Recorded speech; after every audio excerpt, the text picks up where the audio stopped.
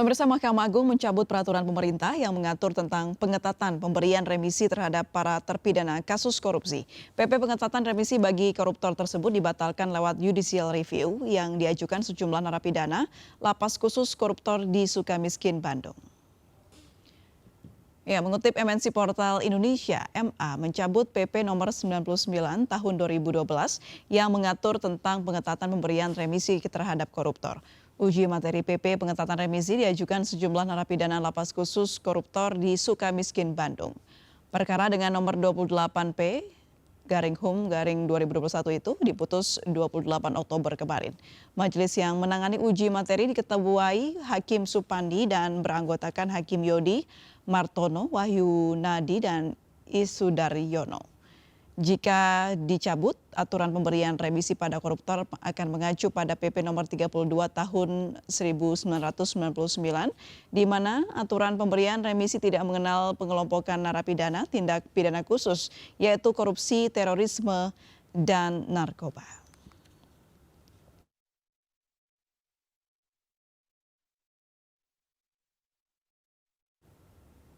Juru bicara KPK Ali Fikri angkat bicara soal pencabutan PP pengetatan remisi bagi koruptor. Ali mengatakan KPK berharap pemberian remisi bagi para pelaku extraordinary crime tetap mempertimbangkan rasa keadilan masyarakat dan masukan dari aparat penegak hukumnya. Keberhasilan pemberantasan korupsi lanjutnya butuh komitmen dan ikhtiar semua pihak, baik pemerintah, pembuat kebijakan, lembaga peradilan, dan aparat penegak hukum.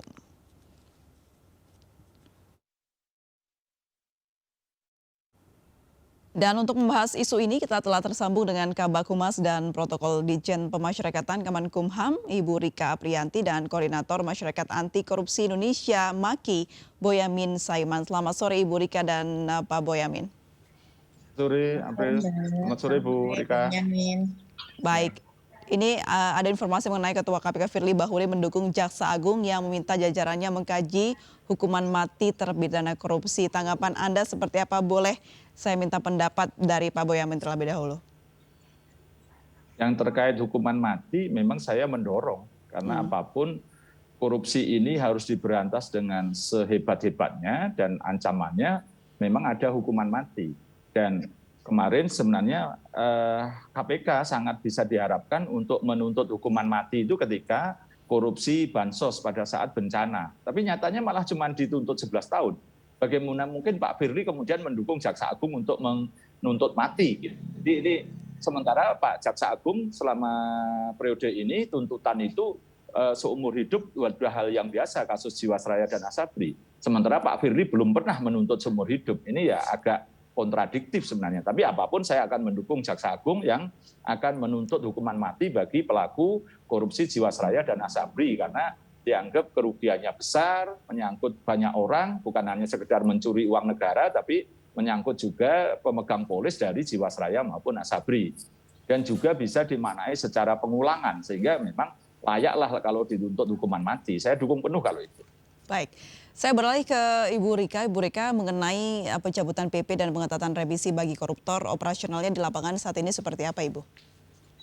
Oke, Mbak April, sampai saat ini kita masih untuk narapidana tindak pidana korupsi, kita masih menggunakan atau berdasarkan PP 99 tahun 2012 ya, persyaratan-persyaratan sesuai dengan itu. Adapun nanti ada perkembangannya perubahan peraturan, kita akan mengikuti itu karena sekali lagi bahwa pelaku tindak pidana narapidana tindak pidana korupsi ini di tahun ini ada yang kemarin dapat remisi kan ada sekitar 214 orang ya dari 4.326 tindak pidana korupsi. Artinya kalaupun ada perkembangan nanti kita akan mengikuti aturan yang menjadi dasar pemberian hak bersyarat remisi maupun hak integrasi kepada narapidana tindak pidana korupsi. Baik, Pak Boyamin, seperti apa Anda menanggapi terkait pencabutan PP pengetatan remisi ini bagi koruptor? Sama ya, apapun kita harus menghormati putusan pengadilan level apapun. Termasuk di putusan Mahkamah Agung terhadap judicial review terhadap pasal 12 Undang-Undang nomor 14 tahun 2000 berapa Ibu yang hafal itu? Tahun 2009 tahun Undang-Undang Pemasyarakatan.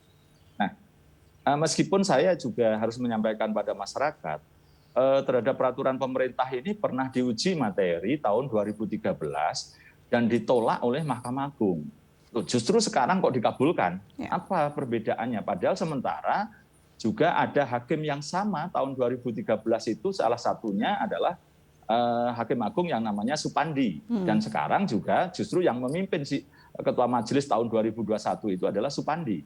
Waktu itu tahun 2013 ditolak untuk membatalkan syarat pengetatan remisi ini di tahun 2013. Waktu itu ada 5 hakim yang menyidangkan, termasuk masih ada Pak Artijo almarhum. Nah, tapi tiba-tiba Pak Artijo tidak ada, kok Mahkamah Agung jadi berubah.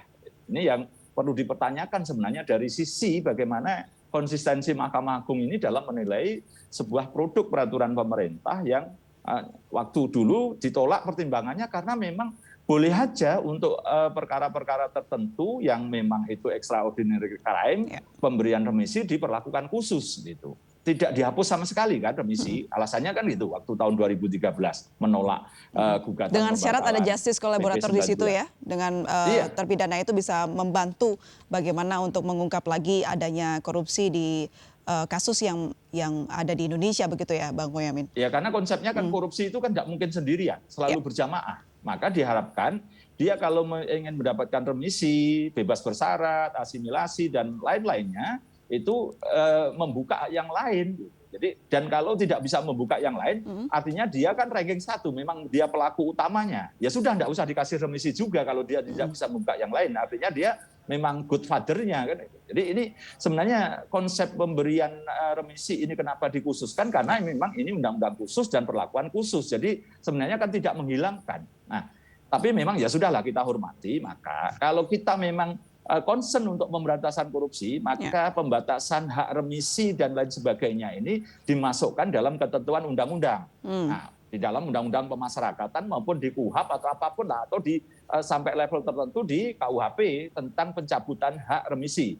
Negara maju, Amerika, Inggris dan lain sebagainya itu termasuk selain mencabut hak perdata, Indonesia paling banyak itu hak politik, juga mencabut hak untuk mendapatkan remisi, asimilasi, bebas bersyarat. Nanti itu saya minta pemerintah kalau memang masih concern untuk memberantas korupsi sebagai penjeraan dan perlakuan khusus, maka dibawa untuk menjadi sebuah produk yang di dalam undang-undang. Artinya disetujui oleh DPR dan rakyat. Jadi nanti oleh Mahkamah Agung atau Mahkamah Konstitusi pasti boleh itu ada pengkhususan untuk remisi. Nah, masalahnya kemarin itu memang di Undang-Undang Pemasyarakatan remisi hak bagi semua napi. Nah, tiba-tiba dibatasi oleh peraturan pemerintah. Jadi ketika ini diuji ke Mahkamah Agung, suatu saat pasti saya pikir waktu itu ya jebol kalau toh tahun 2013 ditolak, tapi suatu saat pasti jebol akan dibatalkan karena memang hanya level peraturan pemerintah. Tapi kalau nanti dimasukkan ke level undang-undang yang disahkan oleh DPR, maka itu diperbolehkan karena perlakuan terhadap teroris dan narkoba ada juga gitu loh. Jadi ini mestinya nanti dibawa ke level undang-undang pemberantasan korupsi atau di KUHP atau di undang-undang pemasyarakatan sendiri dinyatakan di situ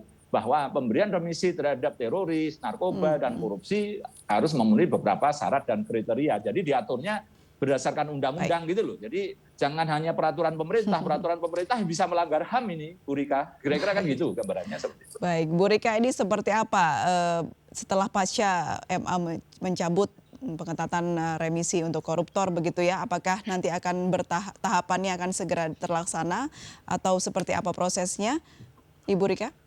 Ya, tentunya nanti kan ada proses tahapan-tahapan proses apabila memang peraturan pemerintah ini dicabut. Nah, perlu kami sampaikan tadi saya sangat tertarik dengan disampaikan oleh Pak Bunyamin. Tujuan pemindanaan Indonesia saat ini kan adalah reintegrasi sosial, bukan hanya penjeraan, bukan tentang penjeraan. Artinya yang kami lakukan di pemasyarakatan adalah melakukan pembinaan. Adapun hukuman ataupun bayaran punishment atas apa yang sudah dilakukan tindak pidana korupsi itu sebenarnya sudah berhenti pada saat ketok palu di pengadilan. Artinya mungkin bisa dimaksimalkan di situ karena di kita adalah fungsi pembinaan. Makanya adanya remisi, adanya pemberian hak bersyarat lainnya, ya gitu kan. Jadi kalau memang kami berkomitmen sama Pak Bunyamin mendukung pemberantasan korupsi di Indonesia, tapi juga kami perlu menekankan bahwa memang ciptakan konsepnya pemasyarakatan pembinaan, di mana kami mempersiapkan orang yang sudah diketok ataupun sudah diputuskan bersalah melanggar hukum pidana dengan pidana yang sudah juga diputuskan oleh pengadilan dan eksekusi oleh kejaksaan. Yang kami lakukan selanjutnya adalah melakukan pembinaan dan pemberian remisi ataupun hak bersyarat lainnya seperti hak integrasi, itu bagian dari pembinaan, bagian dari apa yang sudah dilakukan warga binaan kami selama mengikuti pembinaan di lapas ataupun di rutan. Itu sih, jadi memang kami kan mempersiapkan mereka untuk kembali ke masyarakat, yang paling utama lagi tidak mengulangi tindak pidana. Ya lagi kami sangat mendukung pemberantasan korupsi, nah mungkin perlu nih dipertegas nih, memang kami setuju Pak, memang perlu dipertegas, kami di pemasyarakatan ini pembinaan, kalaupun mau memberikan hukuman seluas-luasnya ataupun seberat-beratnya seperti sesuai dengan tindak pidana yang dilakukan, ya mungkin bisa dilakukan di level yang memang berwenang, dalam hal ini memang pengadilan yang ya sudah mempunyai pertimbangan, punya pertimbangan dan termasuk mungkin barangkali ini kalaupun memang tidak diberikan remisi ya di level pelaku putusan pidana itu tersebut. Nah, kembali lagi Mbak mengenai sekarang terkait dengan adanya putusan yang sampai saat ini kami masih menggunakan dasar hukum PP 99 tahun 2012 untuk memberikan remisi ataupun hak integrasi lainnya kepada pelaku tindak pidana korupsi. Adapun perubahan-perubahan bisa disampaikan, kita akan mengikuti. Dan nanti kita pimpinan kita juga pasti akan mempertimbangkan hal-hal yang seperti ini. Baik. Nah, ini yang menarik tadi yang dikatakan Bang Boyamin adalah apa alasan dari hakim yang faktanya pernah salah satunya menjadi bagian dari keputusan di waktu sebelumnya begitu. Kenapa apa alasan yang membuat ini berubah? Kita akan bahas itu pemirsa, namun kita harus jeda terlebih dahulu. Tetap bersama kami di MNC News.